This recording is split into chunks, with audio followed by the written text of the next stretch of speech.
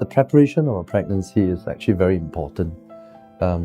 Any couple that comes to us, we have to tell them that your lifestyle and what you do with yourself every day and what you eat every day will have an influence on your possible success in going through assisted conception.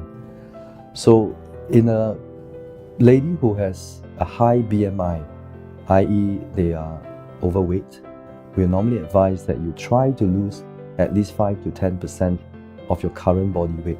That may be sufficient to help you achieve a pregnancy without anything at all, because studies have shown that a 5% to a 10% reduction in body weight is sufficient to induce natural ovulation, and that's maybe all you need. Now, coming to lifestyle changes, we are what we eat. It's very important that we eat healthy food. Again, studies have shown that consumption of coffee, tea with the caffeine intake has to be modulated. It's not to say to stop coffee completely, but I think that we should not take more than 1 or 2 cups of coffee a day and not more than 3 or 4 cups of tea a day. Things like smoking, very clear.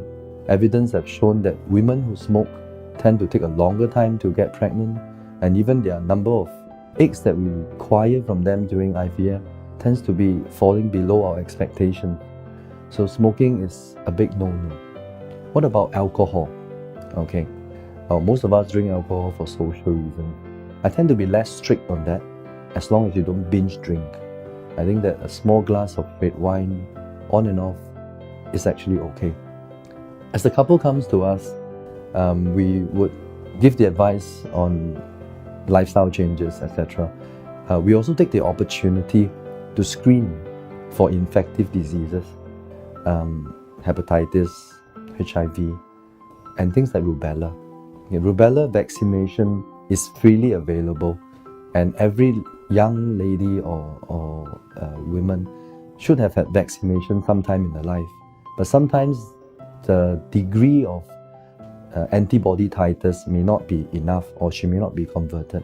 And in such circumstances, we should discuss about revaccination, because rubella during pregnancy is catastrophic.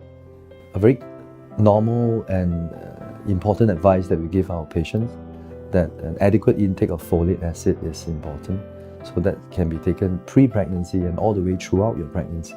Folate is known to reduce spinal tube defects, and things like anencephaly, spina bifida can be reduced and totally eliminated by an adequate intake of folate. And there's some evidence to say that the intake of vitamin D3 is also important for implantation and the general pre-pregnancy health. One more test that, especially in Asian countries, that we should screen for is thalassemia.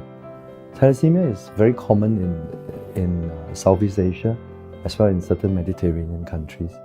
For a couple that is a thalassemia carrier, and if she marries somebody who is also a thalassemia carrier, there's a potential about 1 in 4 chance that the baby may be a thalassemia major. That means an affected child, and that can be quite serious. And we say that this screening is important and useful because there are techniques that can help us screen out healthy embryos for these couples, and that process is called pre-implantation genetic diagnosis.